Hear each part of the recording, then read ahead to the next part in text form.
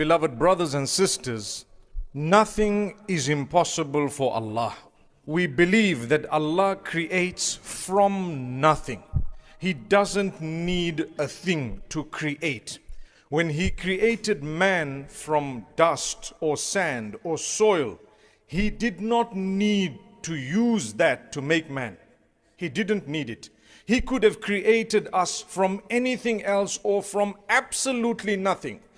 إنما أمره إذا أراد شيئا أن يقول له كن فيكون فسبحان الذي بيده الله أكبر فسبحان الذي بيده ملكوت كل شيء وإليه ترجعون.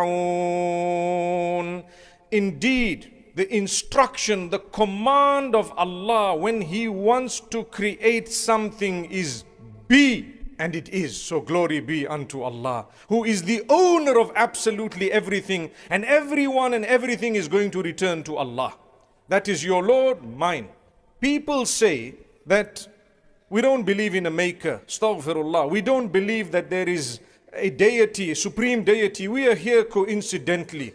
One simple evidence to prove that that is wrong in our eyes is that from the beginning of our species, Adam alayhi salam, right to the end of the species, every single one of us has many things that are uniquely his or hers, never ever repeated in the past, not repeated in the present, and will never be repeated right up to the end of time. For example, your thumbprint.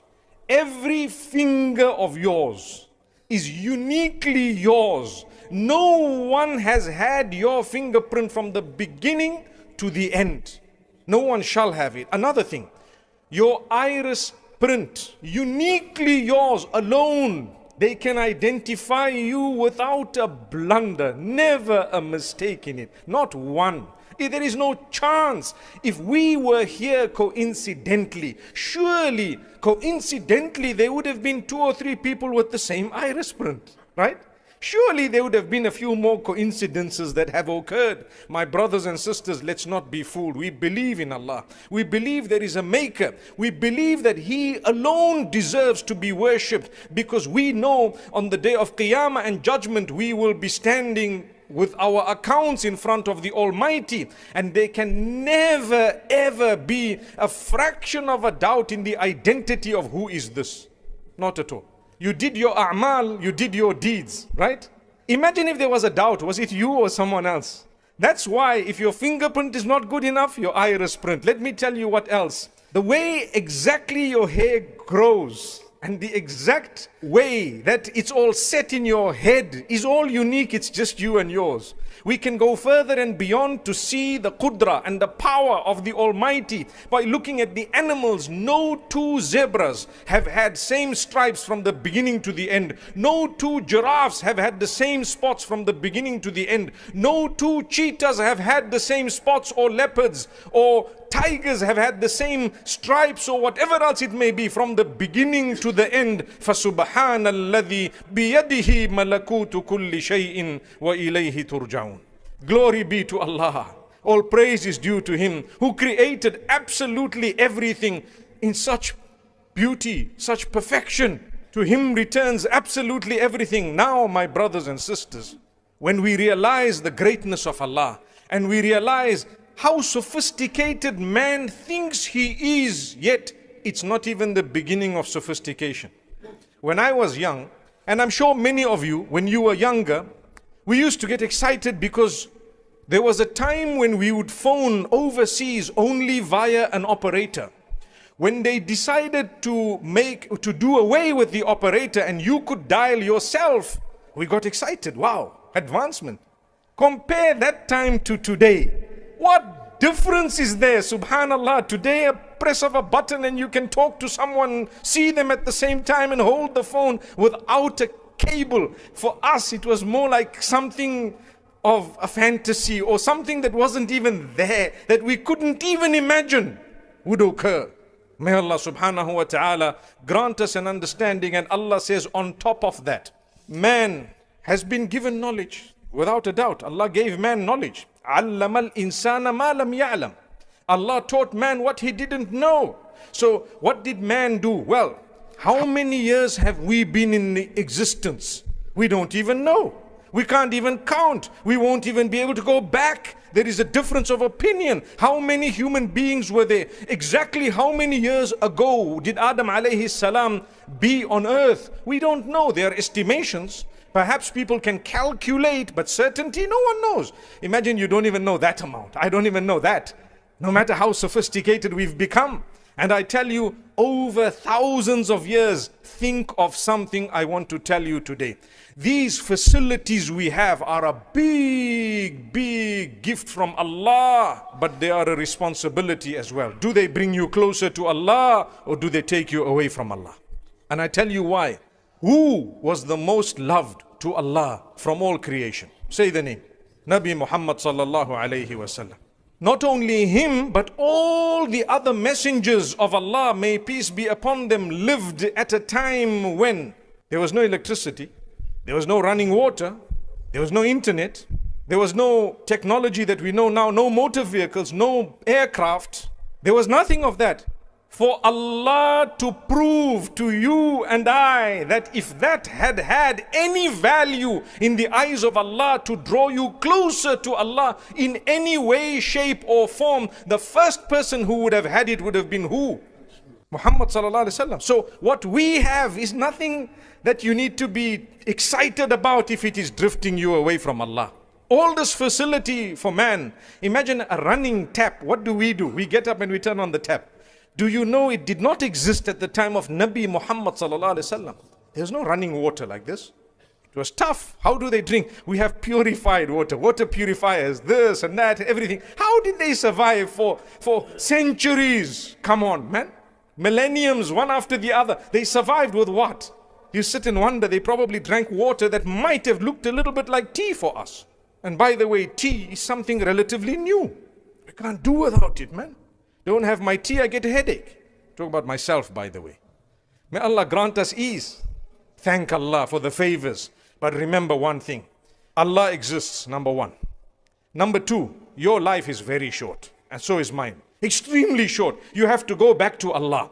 And when you go back to Allah, He's going to ask you, how did you spend your short time on earth? Tell us. You have to give the accounts. So prepare for that day. How do we prepare? Let me tell you.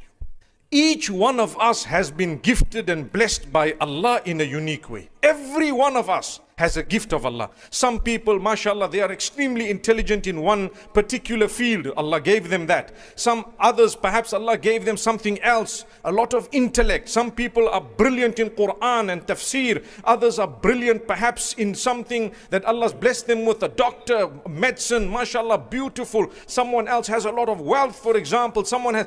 Use whatever Allah gave you to earn your Jannah. Use whatever Allah gave you, uniquely yours, to enter Jannah. But don't forget the pillars of Islam and your primary duties unto Allah. Two things we need to remember. What Allah told you to do compulsorily, don't miss that. Secondly, what Allah told you to stay away from compulsorily, you stay away from that. We have no option. We must. If you falter because you're a human being, quickly turn back to Allah in tawbah, and Allah will grant you. And Allah will grant you. Do not underestimate the power of dua. I started off by saying nothing is impossible for Allah. You think you're weak. Yes, we are all weak. But that weakness, the only one who's going to eradicate it for you is Allah. When you strengthen your relationship with Allah, you will automatically eradicate your weakness. Speak to people with respect. These are all creatures of Allah. They are worshippers of Allah. You never know who is a friend of Allah. If the hadith says, Man aada li waliyan faqad adhantuhu bil harbi. Whoever has harmed a friend of mine, I've announced war against them. Who is a friend of Allah? You don't know. You never know. You would never guess who it might be. It could be a person. They would be human, obviously. But there could be anyone seated here or seated anywhere else or something. Imagine if you're harming a friend of Allah. Allah says you've announced war. We've announced war with you. Declare war against who? Allah. Why? That's my friend. So if being hurtful and harmful towards a friend of Allah would cause our own destruction, don't you think being good and being kind and being polite and reaching out and fulfilling the rights of people, perhaps they would be a friend of Allah from amongst them, wouldn't it result in the opposite? If you do something bad, you're going to face bad. And if you do something good, don't you think you're going to face goodness? So when you're kind to people, what did it cost you to be good? What did it cost you to be nice and kind? We lose our cool and we think we have the right. May Allah help us calm down. All of us, myself included. We all need a reminder from time to time to say, calm down, relax, speak to people with respect and understand that Allah is the greatest. Like I said moments ago, if something bad earns you a sin, the opposite of it, when it's good, will earn you a reward. I'll give you an example. Today, there is an officiation of a nikah after salah. Inshallah, we're all invited to attend. The hadith of the Prophet ﷺ, he says, "Fi budu'i ahadikum sadaqatan." He says, when you fulfill your base desire in a halal way, you get a reward of a charity. The Sahaba were a little bit surprised, obviously, because people say, hey, I'm going to sleep with my wife basically and I'm getting a reward for it. The Prophet ﷺ, when he asked them, they asked him actually that if one of us was to fulfill his base desire, would he really get a reward for that as of a charity, as a sadaqah, as a reward? So the Prophet ﷺ said, do you see if someone did haram in terms of zina or adultery, would he earn a sin? They said, yes, he would. Well, if he earned a sin to do it in the wrong way, he would earn a reward to do it in the right way. Subhanallah. That's Allah. That is Allah. The mercy. My brothers and sisters, one of the methods that Allah uses to bring us closer to Him is by inflicting us with something we perceive as negative. If you take a look at the world, there will be uncertainty. Why? Allah wants you to turn to Him. There's no other reason. There will be anxiety. Why? Allah wants you to do better in your relationship with Him. There's no other reason.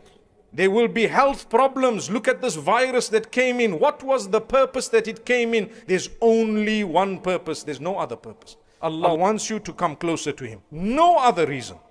Nothing. Allah wants you to mend your ways, to turn to Him.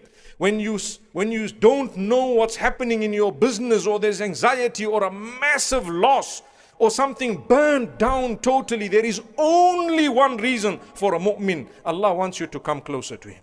And if you came closer to Allah because of any one of those things or anything negative, wallahi, it was the blessing of Allah and it's the mercy of Allah and the gift of Allah.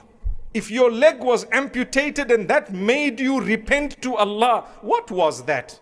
What was that? That's the mercy of Allah.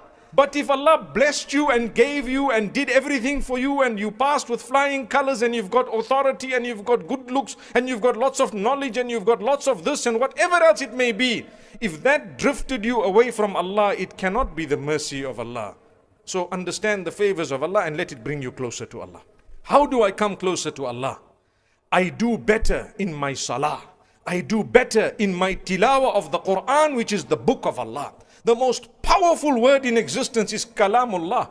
How much do you read? Do I read a day? I can do better. I read one page, I will do two. I read one juz, I will do two. I do two juz, I'll do three. I do one page, I'll read the meaning as well. I'll do something more. If you improve your relationship with the Quran, that's a big blessing. It's improving your relationship with Allah. So my brothers and sisters, when Allah wants something from you, He puts a test in your life. When He puts a test in your life, draw close. Don't worry. You're not the first person who is sick. You're not the first person who is ill. May Allah grant shifa to all those who are sick and ill. You are not the first person who is suffering the loss that you are suffering. No. There were millions before you and millions after you. You are one only to Allah. He loves you. He wants you to come. So naturally a mu'min who has some iman will then realize, you know what, I need to turn to Allah. Let me raise my hands for Allah. Let me make tawbah. Let me change my life.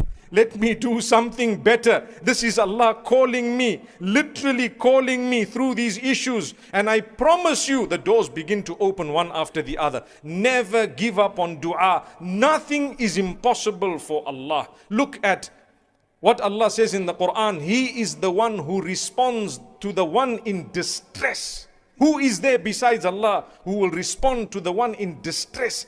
I've known of people who were perhaps given a short time to live by medicine and the medical fraternity based on their experience. 6 years on and they are alive and healthy and well.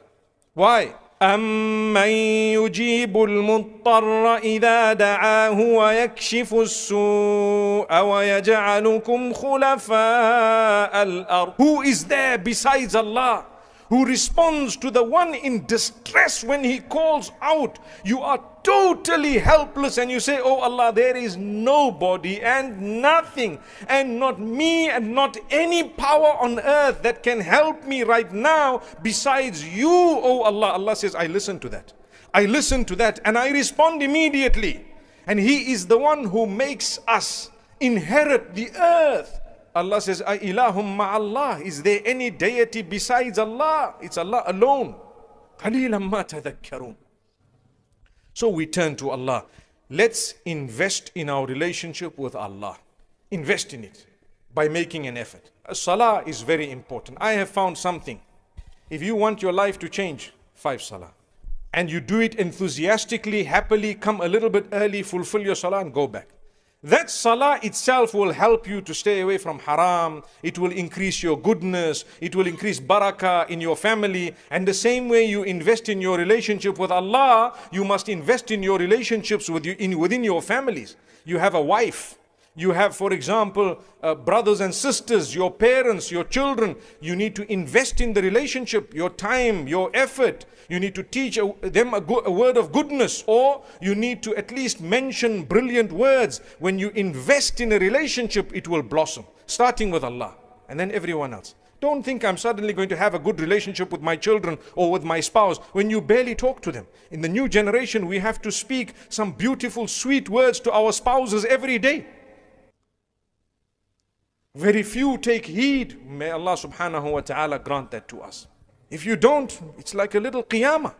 Yes, you know how it is. The new generation, you have to talk. You have to say things because this is an age of social media. It has so many negatives, but it has positives too. But unfortunately, we're drowning in the negatives. That's a fact of life. And that's why we remind each other, invest in your relationship with Allah. Put away a little bit of this stuff. Talk to Allah. Communicate with Him. Fulfill your salah. Beautiful gift of Allah. And secondly and lastly, make an effort with the Quran. I said it already and I'm saying it again. Make an effort. You will find something amazing. تعرف إلى الله في الرخاء يعرفك في الشدة. I found this is something powerful. Get acquainted with Allah during your days of ease. Get close to Allah when nothing is wrong in your life. Everything is smooth sailing. Then go close to Allah. So what will happen? When the days are tough for you, Allah will come to you. Subhanallah. My worshipper, Yunus alayhi salam, it is reported that when he was down in the belly of the fish, in the darkness of the water, at the bottom, darkness, the angels were saying, oh Allah, the one who does your tasbih with a beautiful voice every day, today the same voice is calling from a totally different place seeking your help. What miracle happened? The fish spat him out. He came out. He was not even proper in terms of his skin and so on. Allah helped and he was cured and everything happened. Something impossible today, when you tell people, they might think this is a fairy tale.